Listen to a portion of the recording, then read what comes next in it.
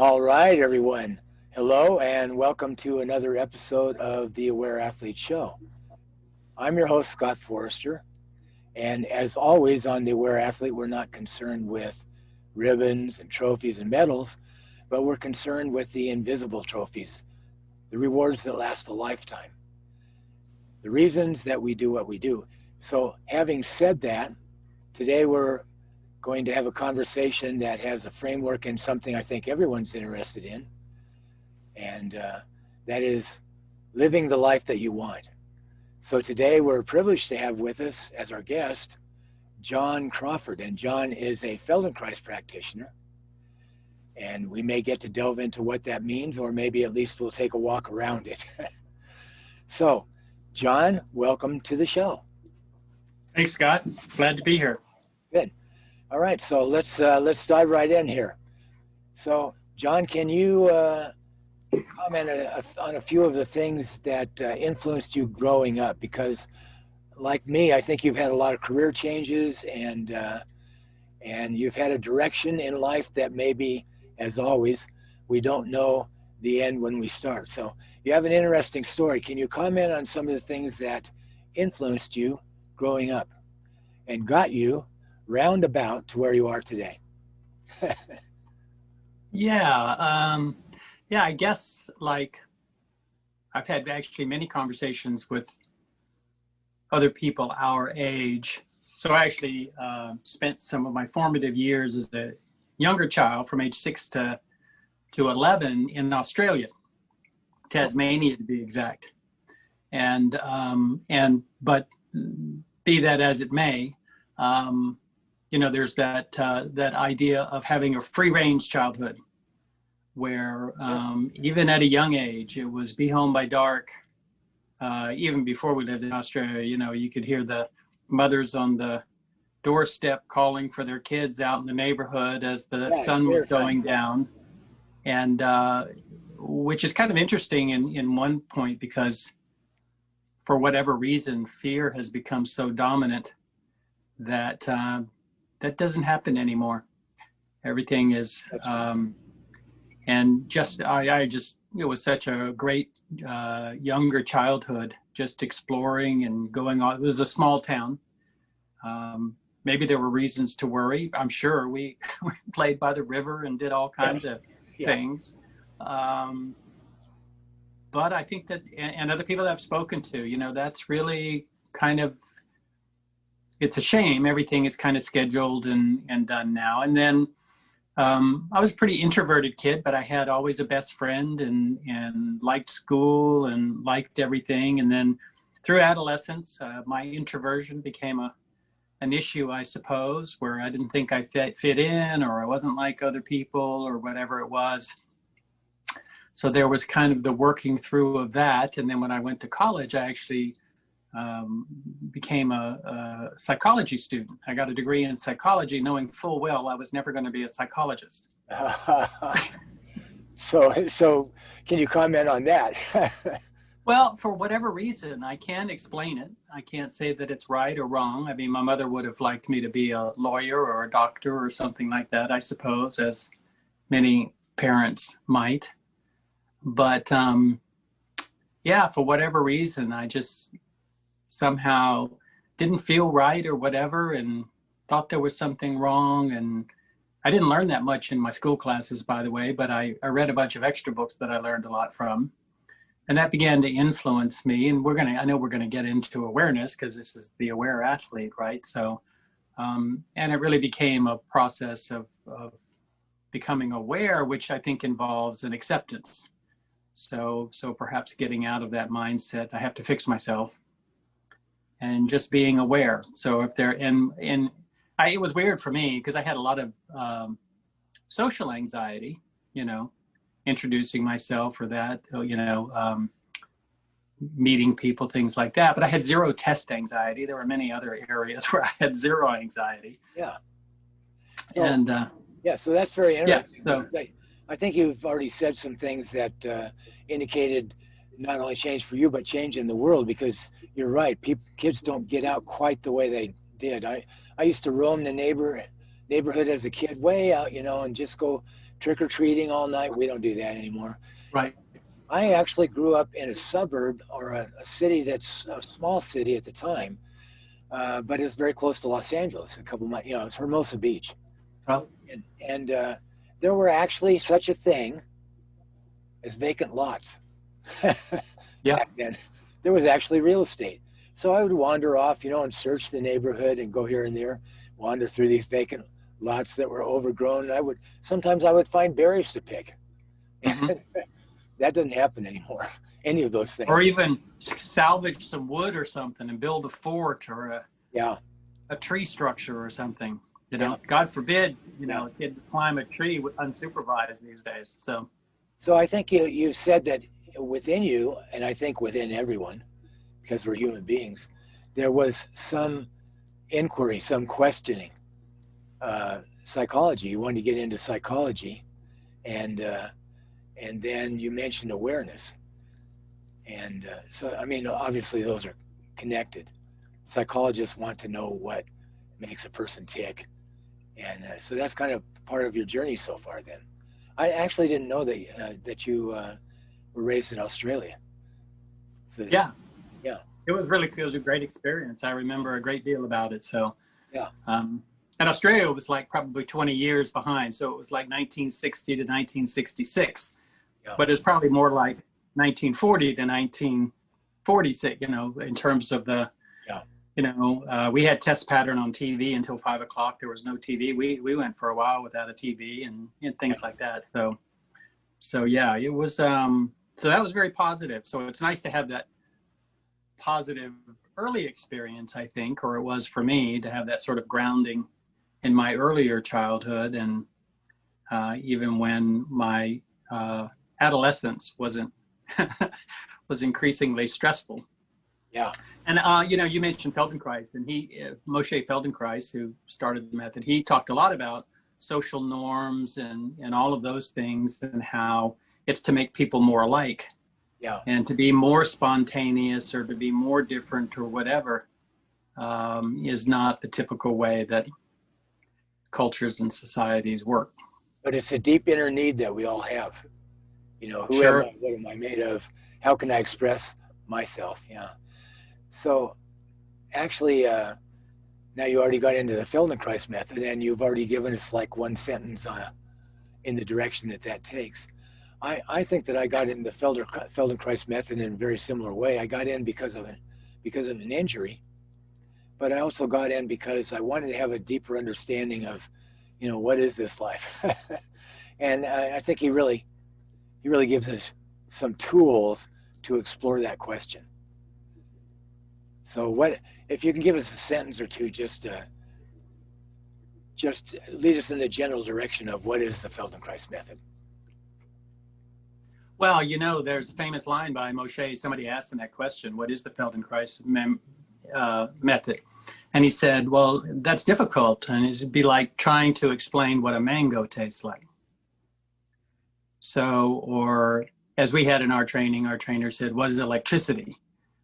So it's an educational movement method, really having to do with your brain and your nervous system and the fact that humans learn movement. We're not hardwired for movement. Yeah.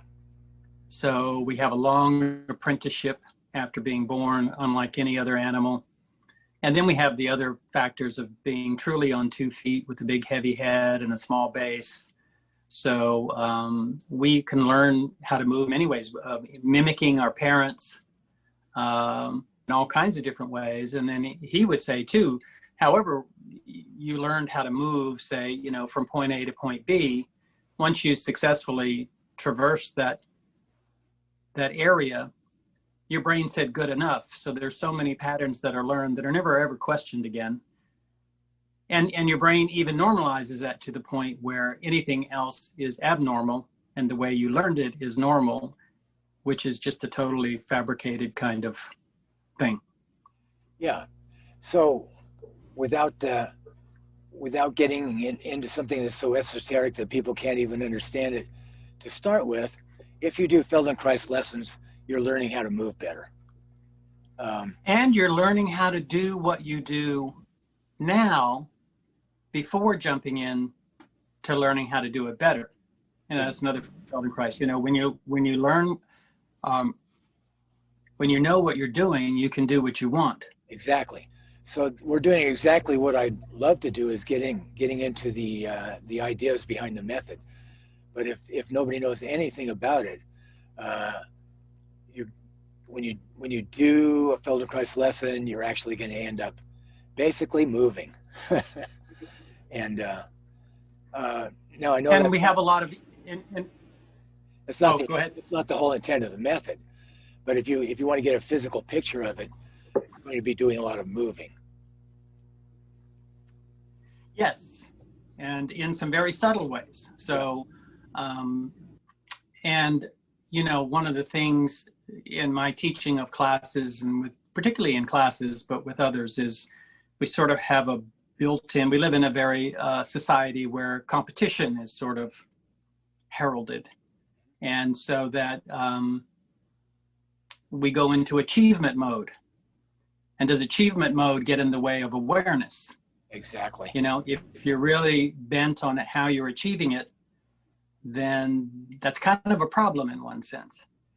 So, which I find is one of the most difficult things, and particularly around the idea of reducing effort. That it's, you know, people have been taught to, you know, effort is rewarded. You get an A for effort. And that then it becomes a habit that everything we do is effortful. Right. Often when it doesn't need to be effortful, and when your performance goes down when it's effortful. And yet we're sort of an unconscious obsession, or what's the word I'm looking for? Compulsion. Yeah. To do everything with effort. Right. So here's the deal. I get up in the morning. I've got a habit. I know how to tie my shoes. I got to get to work. I tie my shoes. Probably that was good enough. But stagnation, I know how to do this. I tie my shoes, and that helps me get on my way to go to work. And in that case, that probably was good enough. But stagnation is not good enough for human beings. We're designed to learn. We're designed to improve. We're not going to find we're not going to live fully or find the joy in life we want to unless we're learning new things, unless we're improving a little bit. Depends on what matters to you. Like you just said, I think if you know what you're doing, you can do what you want. And that's what we're talking about, living the life you want. So in some areas, things really are good enough, but we do 95%, 99% of what we do by habit. And the Feldenkrais method gives you a way, especially if we're talking about the aware athlete. If we do talk about athletes, they always want to improve. And the idea of rewards along the way, medals and trophies and goals are all very nice things and necessary. But you can improve by seeking, by trying to find a shortcut just to the medal or the trophy. You have to go through a process. And the idea is, you talked about slowing down, which is very countercultural to us, that if you slow down, you can notice things you've never noticed before, and you might be able to make some improvements. And I really believe that we can all achieve more than we think we can. So if you slow down, you can notice things you've never noticed before, and you can learn to do those faster. And that's really important, you know, because we don't live our whole life slowing down and noticing everything. But we use that as a tool. If you slow down and notice, you can learn to go faster, but you can't do the reverse. Mm-hmm. You can't go fast and still notice the subtleties and improve. So I hated to take that much time, but you can't go ahead. No, that's okay. Yeah. Well, Feldenkrais said the same thing too. And then when you go slow, there's just so many different kinds of things that you can notice. And then when you have a feel for it and you speed up, it's different. But if you go fast in the beginning and try to subtract and then slow down, you still hang on to the habits. That's what he said anyway. And I find that's probably true. And then about learning, it's the opportunity to be aware of some kind of internal resistance to slowing down. What is it about slowing down that people find so difficult? Which is not a question to be answered right away. It's a question to be maybe hang on to that question and notice. Yeah. And then that's the other thing. We want the answer immediately. Well, why is that? We want the answer. Is it just food, grist for the mill, if you want, or food for thought, or whatever you want to call it? That isn't this interesting, that there's something in my patterns or in my brain or that I learned where there's something wrong about going, it's perceived as wrong about going slow. Yeah. And even to the point people would question, well, why would you? What's the value of going slow? Right. And you say, well, try it, find out. Well, they want that answer. Yeah. I had a woman in a class once, and I was substituting for a different kind of a class. So it was an exercise kind of a class. So I brought this crazy kind of class that I do in, and then there was a woman in the front, and she just sat up getting it and says, what am I going to get out of this by the end of the lesson?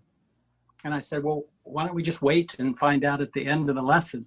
Yeah. And she did not like that answer one bit. Yeah. You do not know, and that's part of our conversation here, you do not know where your life is going at the beginning. Or for other people, about how much judgment has been infused into our thought processes. So people do a movement from the lessons that we give. Am I doing it right? Am I doing it well? Am I doing it perfectly? Am I doing it better than the person next to me? Am I the worst person in the room? All of those kinds of programs are sort of common as opportunities for people to notice that. Can you be aware and judging yourself at the same time? Is that possible? I guess that's a question. Or does the judgment get in the way of the awareness? Are we really being aware when we're judging? Can we do both? I don't think so. Yeah, so what is awareness then?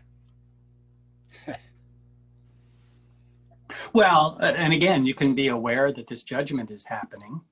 You can be aware of all kinds of different things happening. So can you just kind of go along with the flow of it? And even when you give an instruction for a movement, our brains are processing that so that we go through a preparatory thing that is invisible to most of us. So I think we use that. So if you observe somebody for whom getting out of a chair is difficult, and you say, get out of the chair, you can often observe the things that they do with the perception that this is going to be difficult. And I think that that's not going on and on about the Feldenkrais method, but the idea is that I think every one of the lessons we do has the potential to end up being easy. And yet we encounter difficulty in the beginning, often. And so what is that difficulty? I think having a things. Well, because we're so entrenched in our habit, or we're so entrenched as the judgment of the interpretation of the movement influence us before we ever move. If we perceive this instruction, oh, this is going to be hard, how do I observe what happens in me before do I stop breathing? Do I become rigid? Do I, all these different things that are observable as part of that process. Right. So that's a wonderful conversation. So I want to ask you if you can take that back to your story. You were growing up. You got to grow up outside a little bit. You had this inner desire to explore psychology. And so where, now we know that as a child, there's some, I have a couple of grandkids, and one of them not too long ago was so small that you were afraid to pick them up, unless you were my wife, then she loved to pick them up. But what children really newborn children do, just a couple weeks old, 6 weeks old, they do very little. They're so curious. Mm-hmm. And their eyes don't even focus really well yet. But they're detecting the world around them and exploring it constantly. And that just keeps happening and happening and happening. And as you said, children do mimic their parents. And that creates a certain environment for them, an exploratory environment, where if they didn't have any contact with another human being growing up, and we've seen children sometimes that are rather deprived of that, then their learning environment is not as rich. And but so mimicking kind of creates, or being directed by your environment kind of creates an environment that's a learning environment. And children just they just go hog wild in that. But then, like you said, by the time we're 12, 13, 14, we've formed enough habits. Now we know how to walk, we know how to talk, we understand a lot of things, we think they're so smart, and everything is kind of good enough so we can start functioning, right?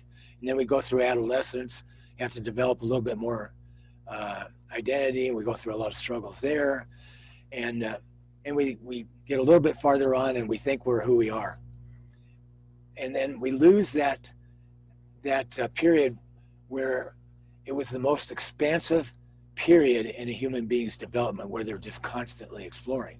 We're kind of satisfied.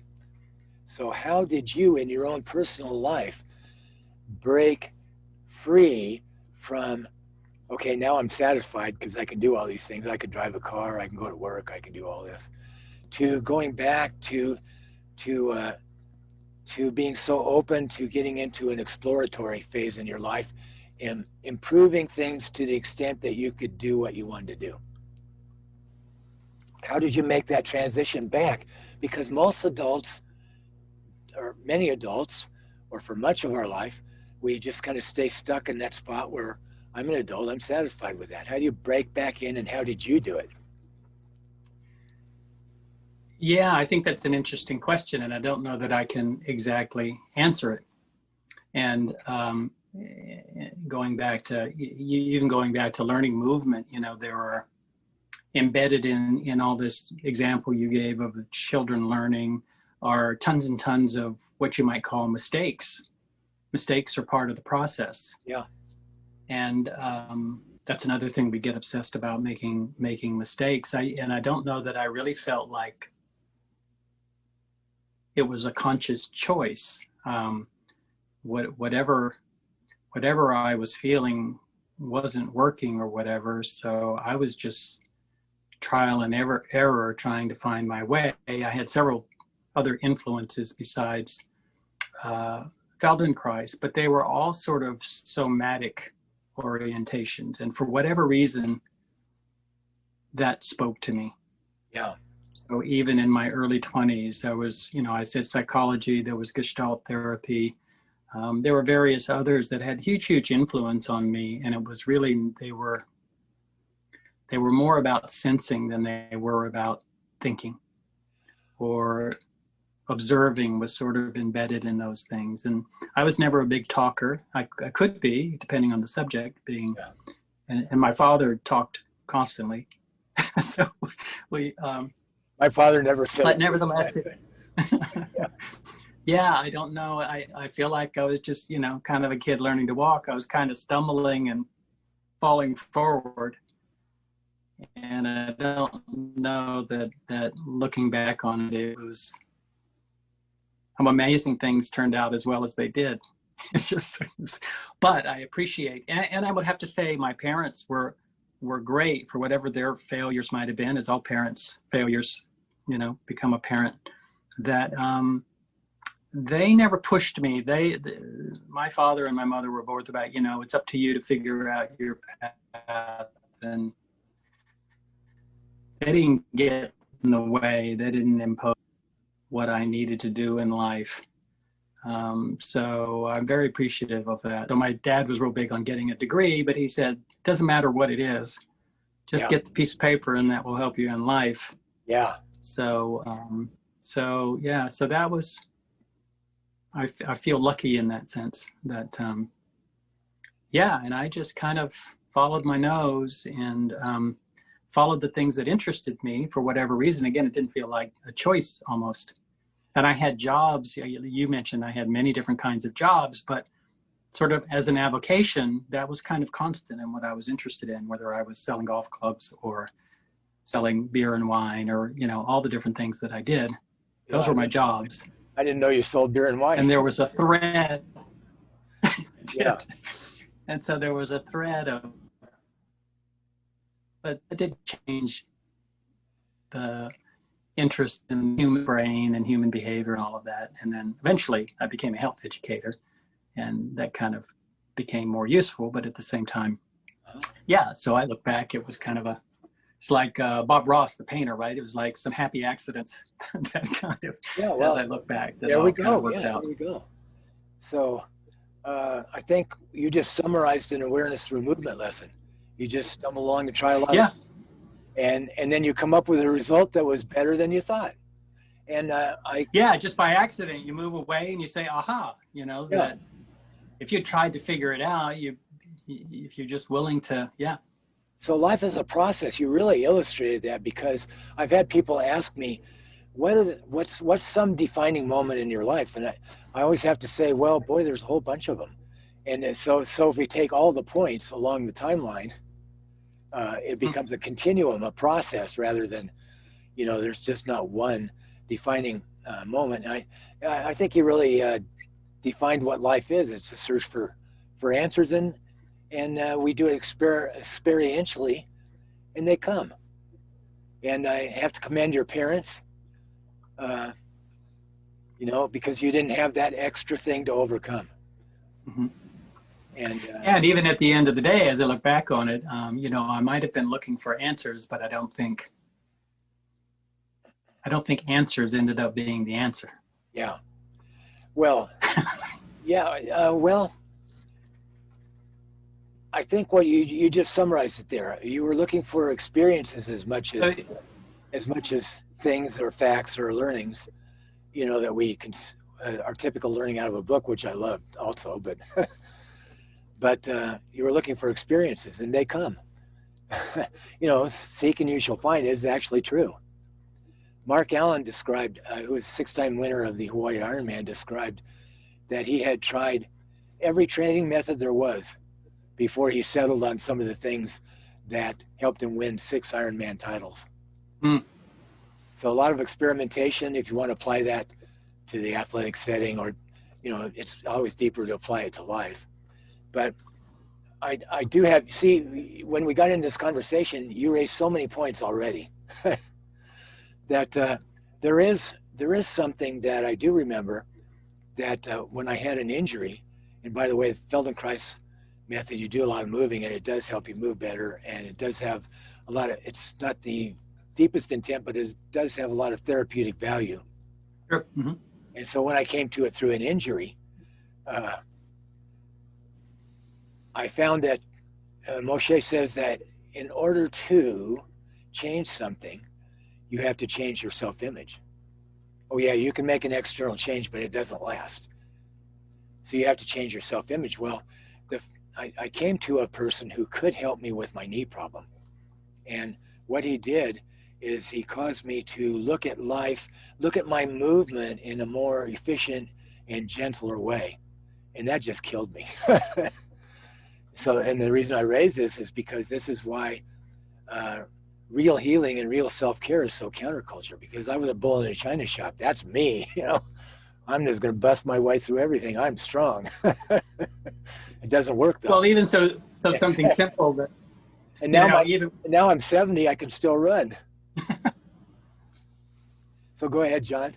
I was going to say, I do it all the time, and I did it as a health educator, just in seminars and stuff that I would do. But even the act of interlacing your fingers and then interlacing them the other way, you immediately encounter your brain's resistance to that other way.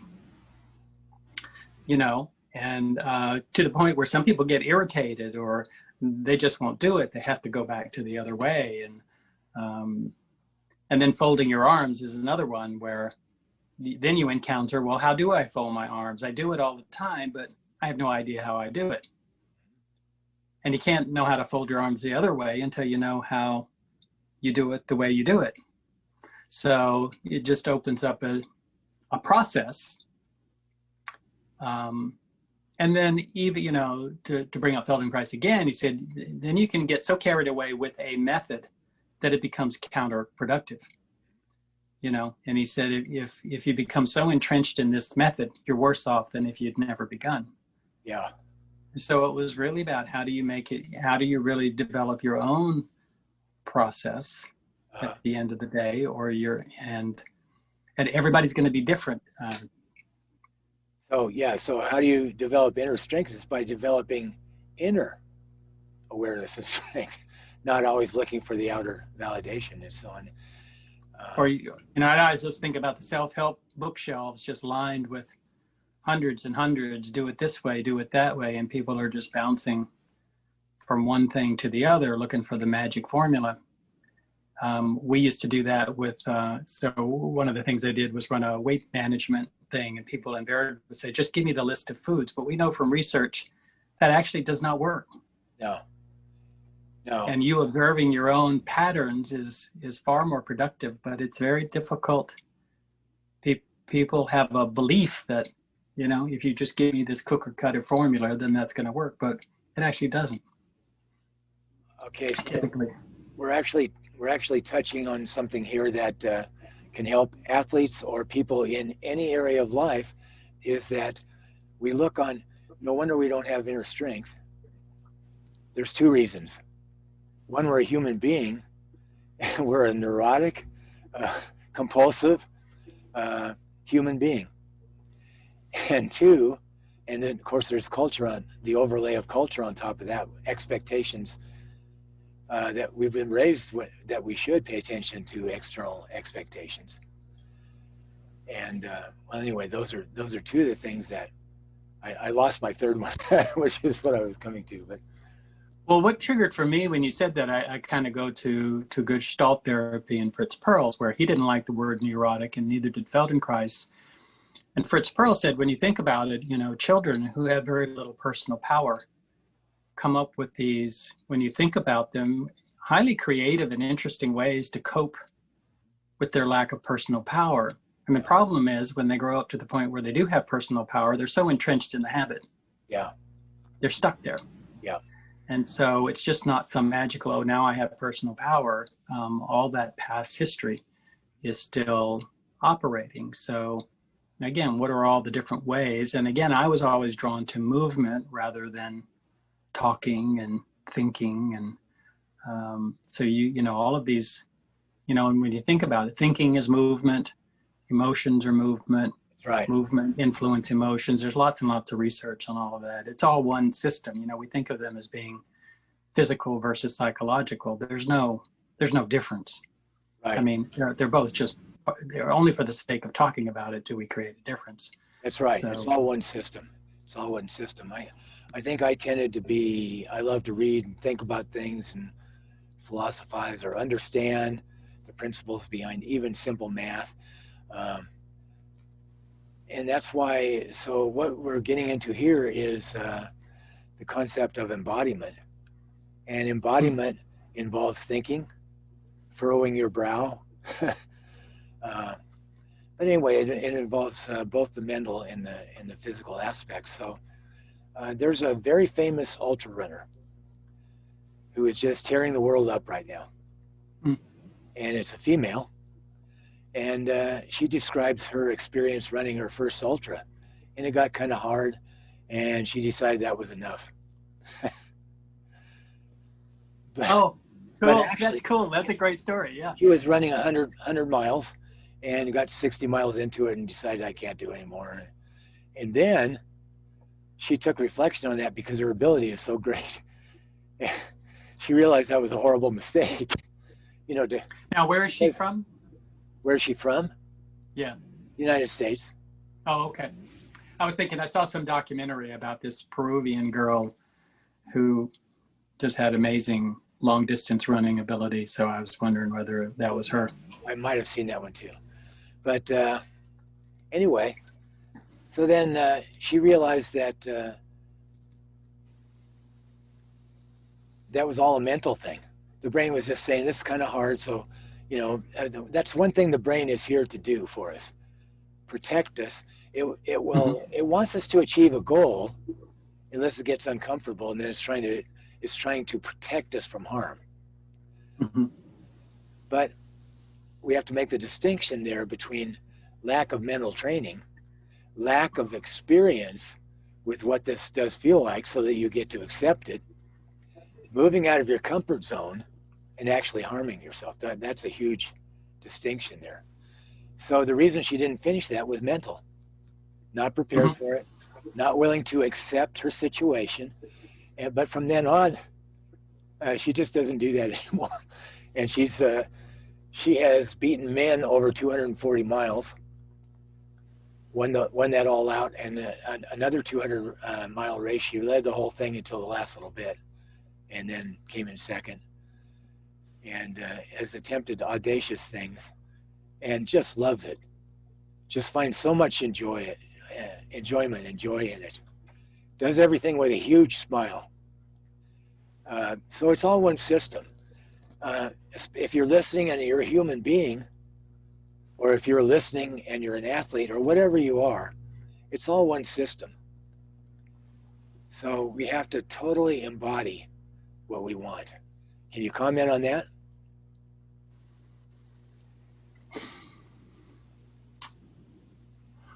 Parasitic contraction. Well, I would go back to awareness. I say we do embody everything. Yes, we do.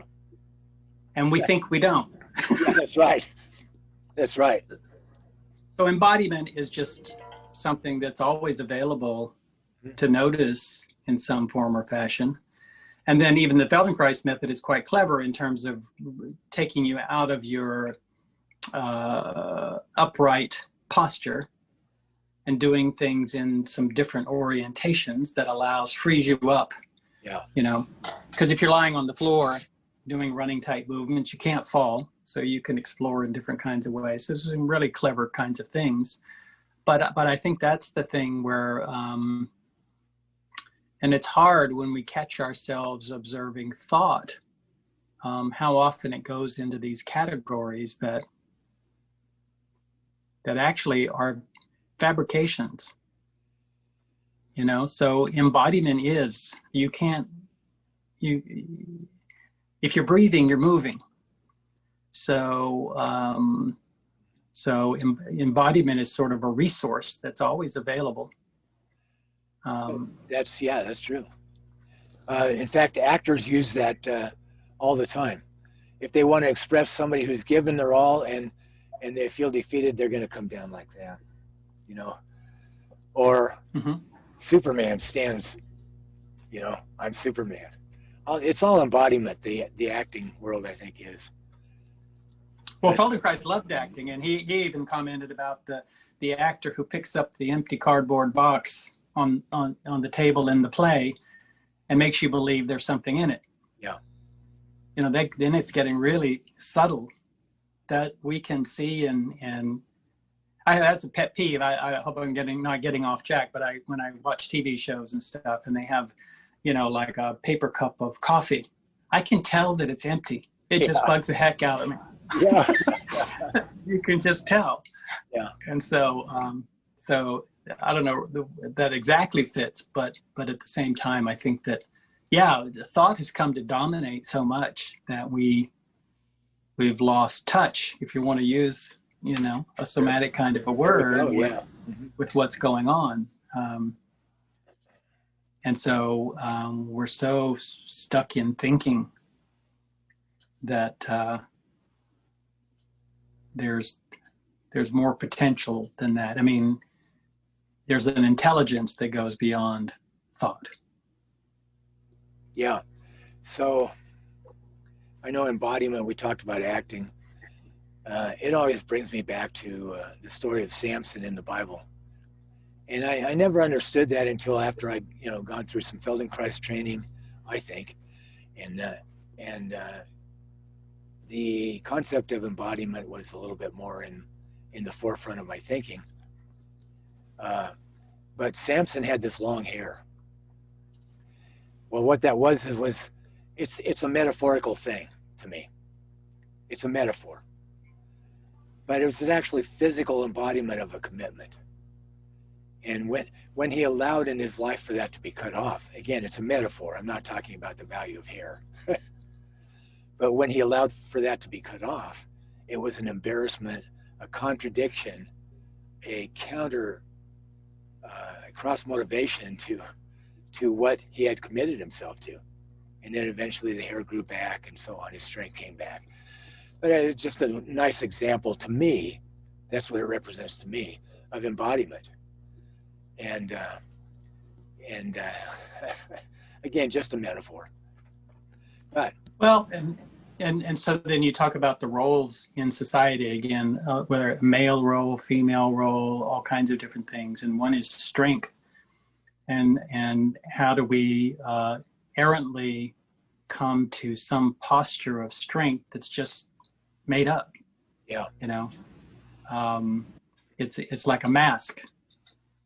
And actually, the word persona, personality, comes from the Greek word persona, which means mask. So there you go. What's behind the mask? Yeah. And so then again, these little, it's more than just physical change. There, to me, I find that there's far more to it. I mean, what's my attitude to training, or this or that and the other thing, or work, or and it's not to judge one way versus another, but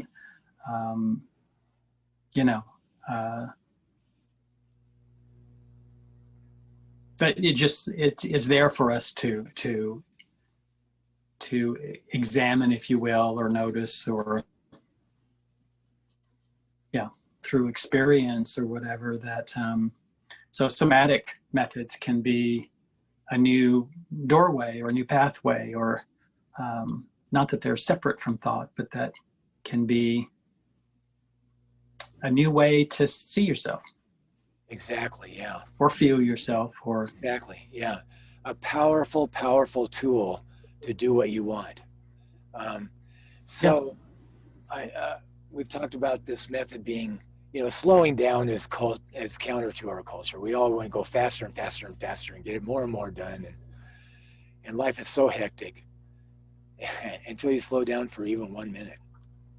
And then you've seen that minutes. Yeah, go ahead. But I get some light. It's gotten darker in here. So James Glick, I don't know, he's a very well-known science writer. And he wrote a book on chaos theory and various kinds of things, and about Einstein and Newton, I believe. But anyway, a really fantastic science writer. And he wrote a book called Faster. And it really is, it's a really kind of a literal thing that the brain, through experience, starts to expect how fast things should occur. Yeah. And when they don't occur in that way, the general response is irritation. So, now it's, if there's more than 3 people in the grocery store line, now this is pre-COVID, I suppose, but, it's got to go faster. Or it's just all kinds of examples of, they started automating elevators because when they had the people in the elevator, they would wait for the person coming down the hall, and then it took over by the machine. Then the doors would close and the elevators would go faster. So there was just all kinds of things where, or how fast is the traffic, and you have road rage. So anyway, it's sort of like when you get so embedded in that, you become irritated, and it's kind of like the response of a 2-year-old. You have a little tantrum of various kinds or another because things are going too slowly. So those are all just sort of processes of the brain. Right. And yeah, go ahead. So then again, you start to question, and maybe we never question why am I in such a hurry?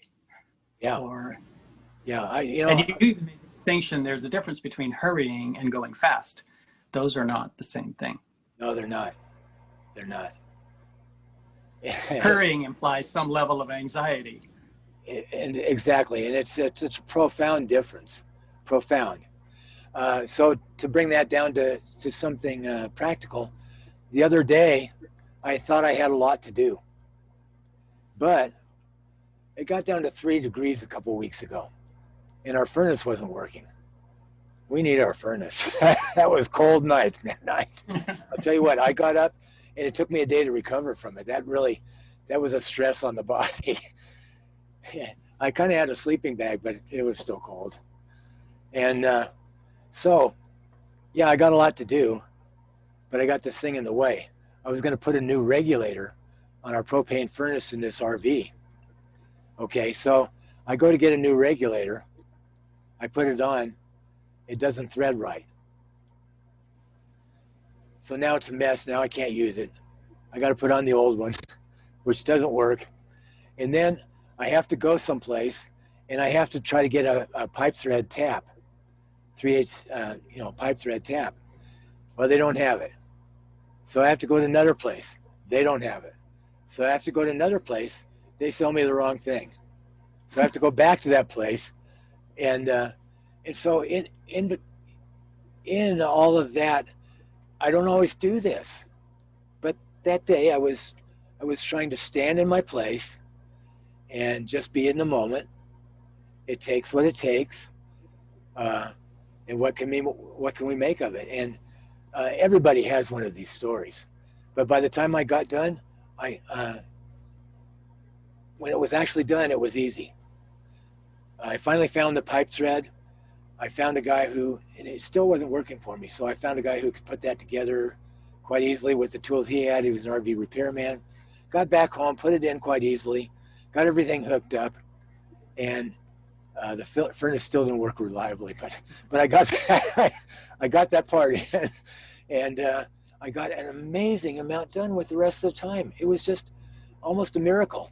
It's like everything I thought, it was all done at the end of the day, more than I thought I could do. Mm-hmm. Everybody has one of those stories. But here's another story. I don't want to talk too much, but it did bring this to mind. Is that I was reading about a coach with what was unusual methods at the time, and he was taking an athlete who was going to run a marathon or an ultra marathon, 30 miles, whatever it was. So his longest run was 2 hours. Maybe he was going to have to run 3 hours. Well, he taught him how to use his brain to manipulate time. And that happens a lot in ultras. You have to know a little bit how to manipulate time. One way or another, there's a lot of little tricks. But what he had him do was he's just going to do his normal 2.5 hour run. But he's going to walk first, half an hour, then do his workout, then walk another half an hour. That was all included in one block of time. And when he got to the marathon or the ultra marathon, whatever it was, he found out that his brain was saying that was actually a pretty short time. In other words, the time wasn't an issue. So the practice was really about time. Yeah. Rather than the effort of running. Right. And so he did much better by integrating all that. So I'm going to say one more thing before I hope we get into something else that's really relevant that we've been talking about already, is that the idea of lost it a little bit, but the idea of slowing down, the idea of changing your self-image, even, I think we'll get into something else, is so difficult to understand. Even athletes don't understand it. People, I'll tell you what, who's interested in the Feldenkrais method? I think people that are in pain, have tried everything else, or people who really want to improve something. Everybody else, it's all good enough, forget it. But so people that really want to improve something. But in our culture, even people that really want to improve something cannot see the value of slowing down very, very often. Yeah, and you could even take it rather than slowing down per se, which I think is the probably most common one in our culture. But you could just as easily say there are people who would benefit from learning how to speed up. Sure. So the ability to operate in different speeds, sure, or in different time frames, it all represents a variety, a set of options that are available to you, Right. rather than just the one, this is the way I do it. Okay, so we're talking about living the life you want. So that was a good point, because again, you're talking about breaking old habits or trying something new, which is always the way to learn something new is by trying something new. It makes sense. And we use, and so we give an example where you do a movement that's unusual or uncomfortable. Again, I go back to Feldenkrais where he'd say it might be signing your name with your left hand. It's really awful. But he said, if you just stick with it by the 10th time you've done it, you'll be amazed at how much it improves. But most people are going to quit after 1 or 2 times because of that feeling of discomfort or whatever. There's no fascination in the ugliness of that signature, which is possible. Yeah. Or what happens if I do it?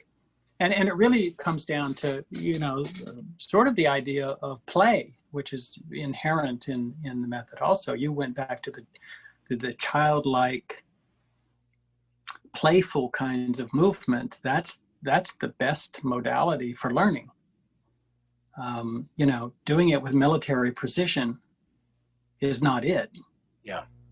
Or can you play with the movement? Can you play with time? Can you, out of curiosity, not even out of a decision, this is what will make me better, or this is what I should do. It's even less than that. Once you're in that, now you're trapped back with the binary, should, shouldn't, good, bad. It's just a field for exploration. Right. And bringing that into a practical situation, you talked about being trapped in the old pressures. So if we're actually doing something and we have practiced that idea of exploring new things, how that's a good thing, we could bring that into the situation we're in. It could be a tense athletic competition. It could be what it is for most of us, which I believe is a tense athletic competition, is a work situation. And so we could bring that into that situation. I was mentioning the other day when we talked about a successful coach for UCLA women's softball had 3 rules. 1 is own your mistakes, no excuses, no whining. 2 is failure recovery immediately. So you immediately switch back to this paradigm of where am I right now? And 3 is what's the score, which really gets you into the moment again. So being able to take that idea of not falling back into that old pattern and apply it immediately, boy, that's where you're getting somewhere. In other words, you learn something, but you don't forget it as soon as you come into a stressful situation. You've appropriated that enough to make it a powerful tool. Yeah, and observing that, this comes, when you're talking about stress and anxiety and the way our brains operate, our brains are kind of operating like it's still 10,000 years ago, and the lion's going to jump us, in the woods at any moment. And so then our brains are confused when the boss calls you in to dress you down for some reason or whatever. We're reacting as if we're going to be eaten. Yeah. And even if you were fired, that's still not as bad as being eaten. No, it isn't. But that's the worst thing that can happen to us in our culture, because then there goes your paycheck. Now you can't feed your family. There's no place to live. You fail as a human being, all those pressures. And how many times I can tell you from my own experience where people end up coming back and saying, ultimately, that's the best thing that could have happened to me. So we lose our perspective. We think of all those things and we go back to, and I'm not saying we do this. I don't think we can stuff the genie back in the bottle, but those free range children where for whatever reason, we were allowed to play around with our parents being less anxious than parents today. Yeah. So we've been, and I think it's because of the way information can be disseminated. I'll learn about the abduction in Canada just as easily as the one down my street.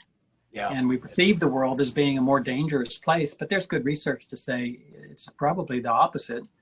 The world is actually a safer place, Yeah. but we don't perceive it that way. So anyway, in anxiety, what is anxiety? Somebody said anxiety is excitement without breathing. That's good. That's a pretty good description, actually. And yeah, that's the thing and even, if we want to direct our stuff to kids nowadays, when I went to school, getting a C was not horrible. Whereas the anxiety that I see in young students now in getting a 4.2 average on a 4.0 scale and just being completely obsessed with grades,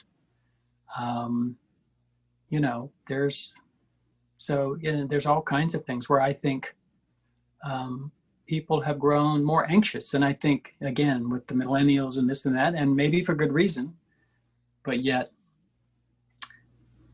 and from my own experience, anxiety is a good topic for most people to explore. It is. And it's certainly, and the more in areas where I was anxious, the more I tried to get rid of the anxiety, the worse it got. So the ultimate realization was acceptance and observation. Yeah. And then it was, and I don't believe any of these things ever go away, Right. because they're a part of our experience, but we have different ways of perceiving them or different tools for dealing with them and things like that. And and for Feldenkrais, anxiety was a big underlying topic. What is the body pattern of anxiety? Yeah. It's fascinating. I don't think we ever get rid of that either. And unless we were perfect, and that's not what this life is about. So to bring all this kind of to a conclusion. But for me, it became a different process. Yep. Go ahead, John. I missed that a little bit when we froze up, I think. Oh, I just say, so then it came, and there's no perfect, I'm not trying to suggest a way for anybody to do it, but for me, it was a whole process of acceptance, I think. Right. To a certain extent. So anxiety is, and that became the opportunity. Yeah, anxiety is a reality. And the way you deal with it is the more you accept it, the less it's a problem. In fact, it can even be welcome. Some athletes will say, "I'm glad when I'm anxious," because they turn that to excitement. Right. So it could be reframed as excitement rather than right. So it doesn't go anxiety. away, but it can be used or reframed or utilized for motivation because we have to be able to accept the challenges that come our way. Not easy sometimes, because we really would like to be comfortable all the time, but that's not reality. So if we were to wrap up some of these things, let's look at two words that Feldenkrais used that I think would really benefit people to have a little discussion of. So how do we live the life we want to live? How do we do what we want? How do we live our, as he said, avowed and unavowed dreams that we couldn't even put words to? How do we do that? And so let's explore two words. I'm going to throw them at you. Cross motivation and parasitic contractions. Mm-hmm. What do you say? Well, and you could think of, if you wanted to say it in somatic terms, there's the startle reflex, which is actually a reflex, and it starts with this extension move and then a flexion move, but I think that for me, my experience of anxiety is the flexion part, the curling up part. Yeah. And that can be from a benign way. So if you learn to sit in a chair where you're really slumped forward or away from that, so then or if you're in this extended version and you're trying to flex forward and the extensors never let go, now you're in a bind. Yeah. So that can be, and again, it can be for the most mundane reasons, like this is the way I sat and this is the way I learned, or it could have an emotional undercurrent, or, or all of the above, it's all one system. So whatever it is, it's when you've got the muscle pairs, the flexors and extensors, not cooperating. One gets longer while one gets shorter. Yeah. And the amazing thing about the Feldenkrais method is the demonstration that that's a brain thing. That as soon as you work out and sense that coordination, the muscles elongate. It's like there was nothing structurally wrong with the muscles. It's a very non-conventional way to think about shortened muscles. Like it's just a physical thing. When the brain sends the correct signal, they lengthen.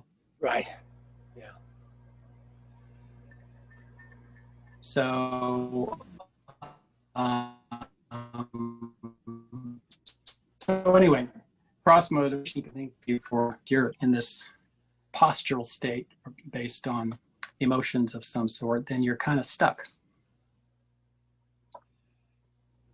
I don't know how that fits with your where you were going with that. Yeah, that does. So if you were a human being and you had a difficulty, or if you were an athlete and wanted to do something, how would you give some practical examples of that? Well, if I want to stay true to the method, I would encourage people to come take a class or have a session. Yeah. And let's stop talking about it and let's That's right. That's a good answer. Do some things to demonstrate it rather than we can talk all day long. Talk is cheap. Yeah. so now sell it. Or other methods as well. I mean, there are plenty of other methods too. You brought this up earlier, but here's something that Feldenkrais said. He said, reject all methods, even mine, even the Feldenkrais methods, reject all methods unless they're helpful for you. Right. So why should people come to one of your classes? What will they get from it?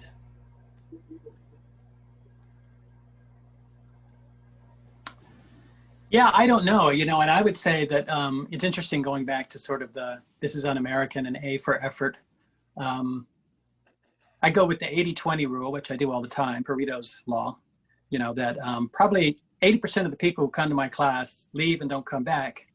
And either because I'm a poor teacher or because this is just so far away from what I think should be happening that this is just weird. And then there are 20% that are just fascinated. And I can't explain it or who they are or predict. And so I just go with the flow. And that's that,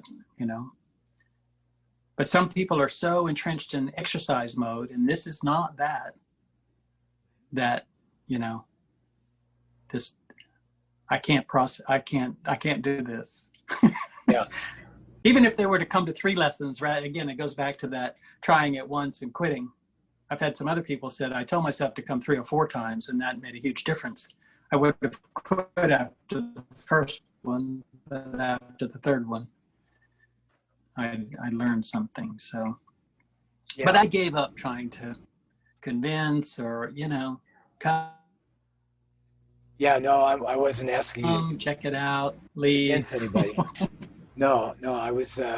Whatever. I have discovered within myself sometimes that. But I don't know. It's a mystery to me. I don't know. Yeah, but I've discovered within myself sometimes that I can do some things that I didn't know I could do. Kind of surprising, and I can go probably a little farther than I thought I could go. And so now, and there are plenty of methods in my path. Yeah. In my youth, where I took Aikido with a very famous Aikido instructor in San Francisco, and I stopped going, and just all the things of youth that got in the way. But I think back, but again, I can't get hung up on that. There were plenty of things that I wasn't ready to do, or so again, people come, some people stay, some people right don't. right. As To remind people that this is an educational method, not a treatment method. right, right. So you used the word acceptance there again. If you want to come learn. I got a couple more questions for you. Okay. If you're willing. Yeah. You use the word acceptance a lot. I think that's a key. First of all, okay, I got maybe three more questions. You're up for them? Yeah. Okay. So number one, you mentioned exercise. Of course, the Feldenkrais method could help you do some of that. For instance, powerlifting is a very coordinated thing to do. You have to develop coordination, so it could be helpful there. Could you comment, because the whole world is so obsessed with strength, could you comment on what strength is?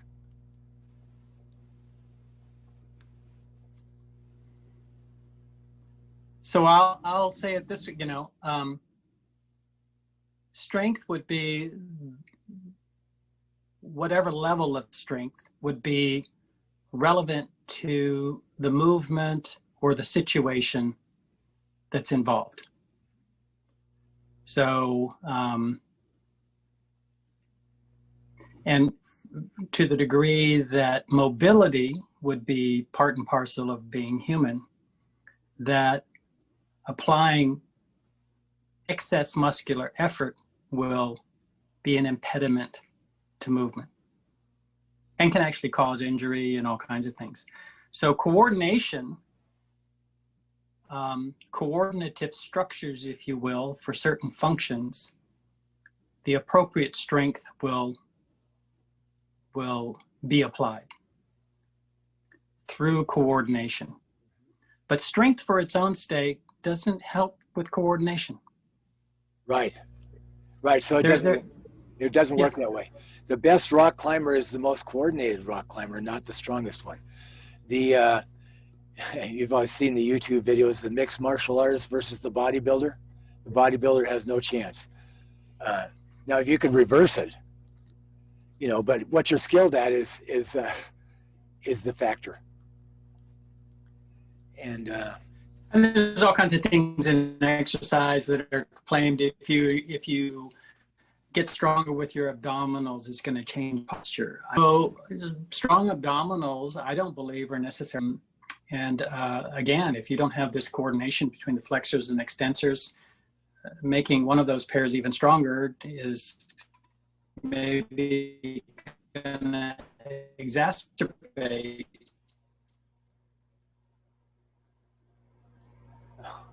the problems a person is having.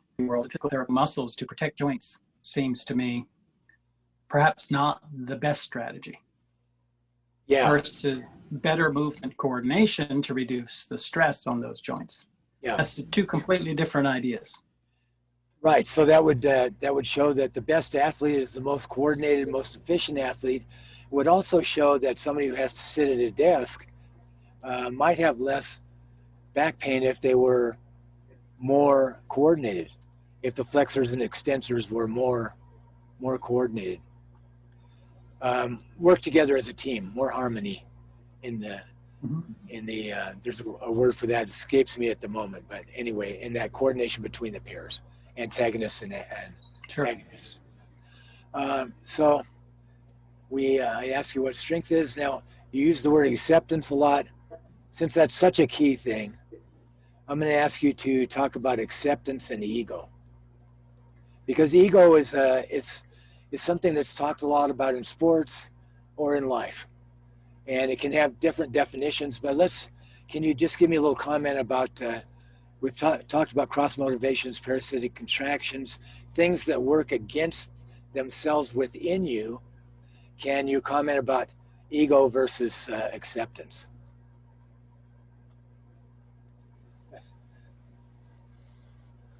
Sorry for all these questions here. No, that's a big one. You're getting Freudian and all of that. So depends on how you define ego. Yeah. I'll just go back to however we've learned how to be in the world. For some of us, it's a dog eat dog competition.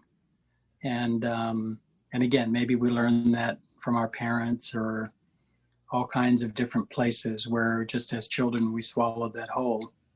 So and ego could be a big range of things. We think of egotistic, I guess, is what I think of when you say ego, and that's a particular kind of ego. Right. Let's stay with that, just the selfish aspect of ego. Yeah. And in sports, there's a lot of, I'll go back to my adolescent days. I was a pretty good athlete. I was pretty good at basketball. I was good at throwing a ball. Golf was my game because it was a more solitary kind of pursuit. My struggle was with the other people on the team who were hot dogging, and it was more of a contest of egos than it was the enjoyment of the game. I'm the top dog, I'm the alpha male, so if you want to think male in sports, it may be somewhat similar with women, but I think a little bit different in general from my observation of athletics, particularly golf, women golfers. Anyway, I won't get off on that sidetrack. But yeah, it's kind of a whole, what is the culture of sports in America? I mean, you could get into that, and certainly ego.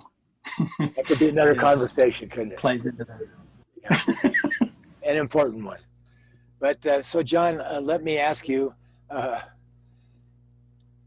with our listeners here, what I'm going to say I agree with you in the first place that this crazy pathway that we call life, I'm very happy with where it's led to. I feel very, very fortunate, very blessed. I feel just great about where I am today. But what would you like our listeners to take away from this conversation? If you could kind of sum it up for yourself, what would you like them to take away from it? I guess it's a question. I mean, so the name of your thing is the Aware Athlete. Our method. Our method is awareness through movement is one of our practices. So it's really a question. What is awareness? It's not such an easy. There's not an immediate answer to that. So to me, it kind of opens the door for an exploration. Somatic or intellectual or whatever it is. Yeah. And so, and we talked a little bit before, maybe it's the parting shot, where we've been conditioned a great deal that we live in a world of things. And our whole language structure is around the noun. Yeah. And there are others, Alfred North Whitehead, David Bohm, Jiddu Krishnamurti, which is process philosophy, which when you step back and observe, it's really a set of flowing interactive processes that never stop. And you couldn't put a speed on it necessarily, and you can't have lines of demarcation. And so I think awareness, in a sense, framed that way, I think thought doesn't help with awareness. Put it that way. I think thought is so conditioned by language and by the idea of things and the separation of things that awareness may involve something else. So it would really be, what is awareness? And it would be interesting to have conversations with different people on where they go with that. I think if you can get people to ask that question, I think that's a wonderful summation for what we've talked about here. I think that, and if somebody gives the quick instant answer, I'd say that's probably not it. Yeah. Yeah, there you go. But John, thank you for putting up with all my questions. I appreciate that. And I thank you for your thoughtful answers. That's fantastic. I like what you've left us with there. Now, where can people find you if they want to contact you, if they want to explore a little bit more with you, if they want to be involved with your practice? So my website, you can put in Aging Well Through Movement, which is kind of the name of my website. It's johnrcrawford.com if you want to go that way, or you can just put John Crawford Feldenkrais in a Google search. Make it simple. Yeah. Yeah. So what is awareness? Wow. I appreciate it, John. Thank you. Okay. My pleasure.